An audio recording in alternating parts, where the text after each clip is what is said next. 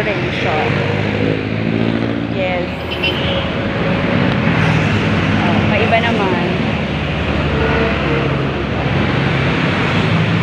At bakit San Miguel Corporation? Ay, naalala ko nung bata ako. Sayang, ando yung TMO. May susumbong ko sa TMO eh. May illegal parking sa Elysian. Sayang. Doon ako sa kabilang side. Going back! What's about San Miguel Corporation? Ito po nakikita nyo ay part pa ng San Miguel Corporation. Dito po ginagawa ang kanilang brewery o yung mismong iniilom ng mga mahilig sa alak. No? So ayan, nung bata ako, pag sinabing ang tatay ay San Miguel Corporation nagtatrabaho, ay alam mo na, simbolismo yan na merong pera. So ayan. So yung kabila niya mamaya ipipictures ko. Oo, grabe. So, akala, mamaya yung Cosmos. Ayan yung kabila.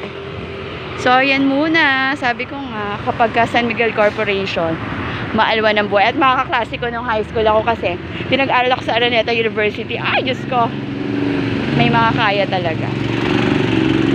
Kaya very thankful ako sa tatay ko. Boundary po ng Valenzuela at Malabon. So maybe pictures po ako ngayon. O, diba? Ano si Madam UK Gala.